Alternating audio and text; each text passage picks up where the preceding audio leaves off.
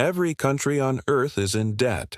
The United States owes over $38 trillion, the highest figure in its history. The European Union owes around 14 trillion. Japan, nearly 9.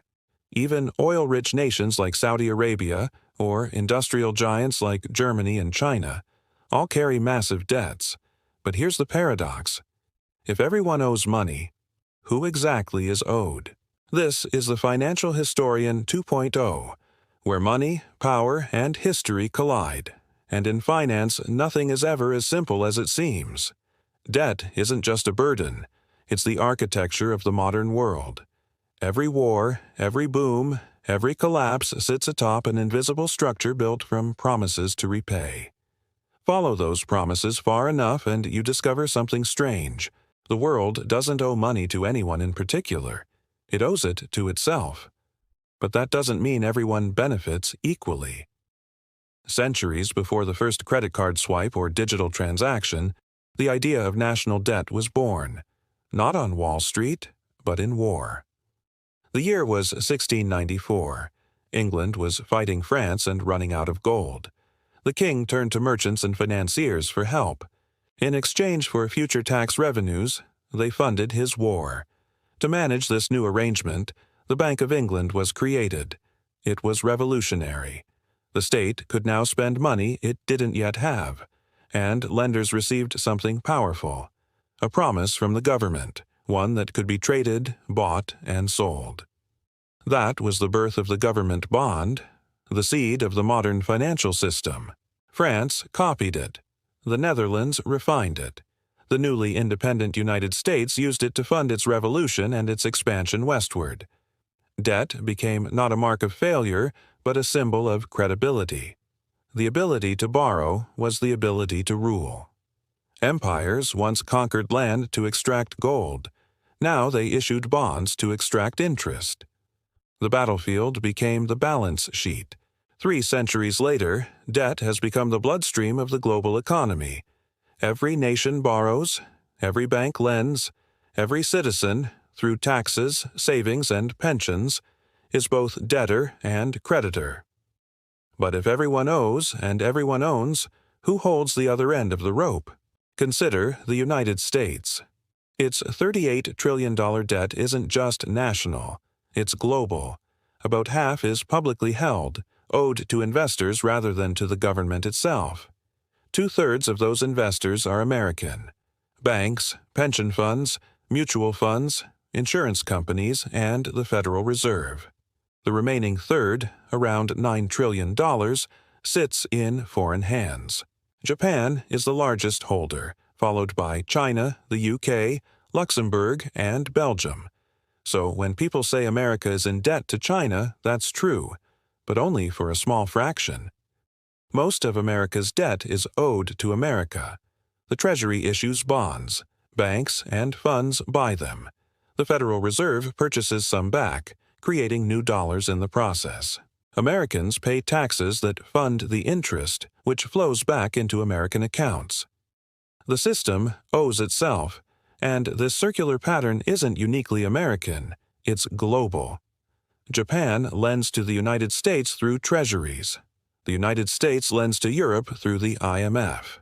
Europe lends to developing nations through the World Bank. And developing nations lend back to wealthy economies by holding their bonds as reserves. It's a planetary chain of IOUs, a game of hot potato made of promises. Every country holds someone else's debt. Every promise is backed by another promise. And the only rule keeping the system alive is that no one stops playing. Behind every government bond stands an invisible network. Hedge funds, pension funds, sovereign wealth funds, and central banks managing tens of trillions in assets. They are the true arbiters of credit. They decide which nations can borrow cheaply and which must pay a premium for survival. When they lose confidence, currencies collapse, governments fall, and economies can be remade overnight. Democracy decides who governs. Markets decide who survives.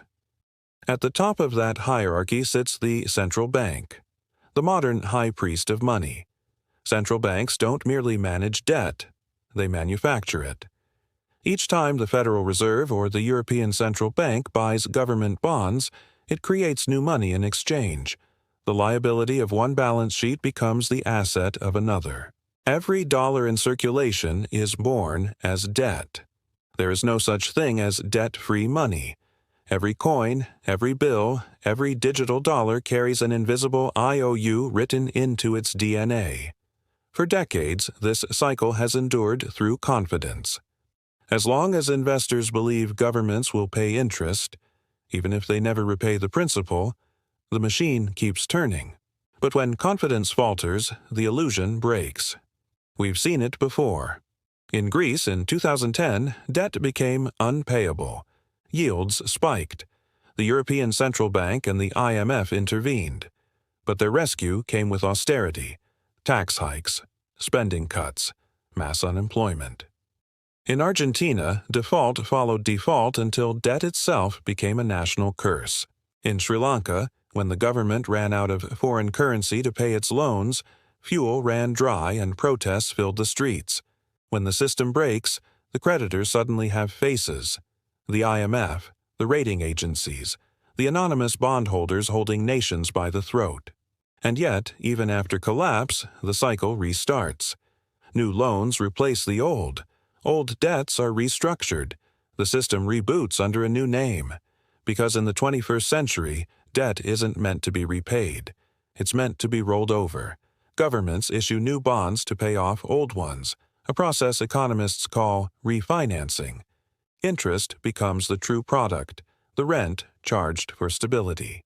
The global economy now depends on that rent, like a shark that must keep swimming to breathe. The United States will never pay off its $38 trillion debt.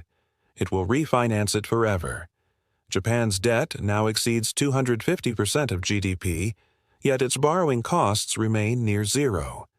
Investors don't expect repayment. They expect renewal. Government debt has become the world's most trusted collateral. Banks use it as security. Pension funds hold it. Central banks treat it as money itself. If Washington ever paid down every dollar of debt, global markets would lose their safest asset. The dollar supply would contract. Deflation would hit. The system would seize. Paying off the debt would destroy the very engine that keeps the economy alive. So governments do the opposite. They issue more. Not recklessly, but rhythmically. Debt becomes a kind of heartbeat for capitalism, pulsing through every mortgage, pension, and investment. When politicians promise to balance the budget or pay off the debt, they're not describing reality. They're selling reassurance. The goal isn't to erase debt, it's to keep it believable. Because once belief fades, numbers stop mattering. Interest rates spike, confidence collapses, and the machine built entirely on trust grinds to a halt. That's the hidden truth of sovereign debt. The plan was never to pay it back. The plan is to keep the world believing it will. It's a loop of faith, a closed circuit of trust. As long as that trust endures, the numbers can stretch forever.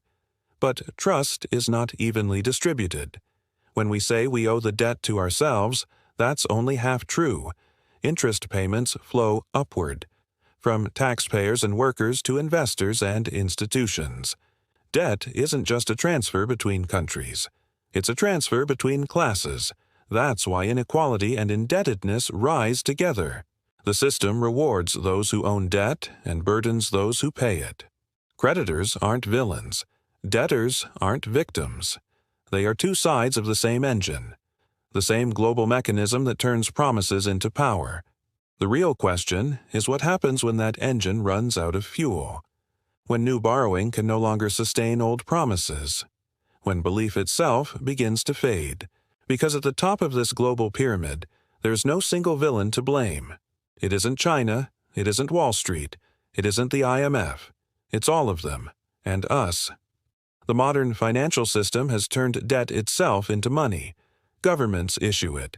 Banks multiply it. Investors trade it. And citizens depend on it. The line between debtor and creditor has blurred beyond recognition. Debt once meant bondage. Today, it means balance. But if that balance ever tips, if confidence shatters, the illusion will end, and we'll remember what debt truly is, a promise that cannot be kept forever. If this gave you a new perspective, subscribe. History has the answers, and I'll show you where to look.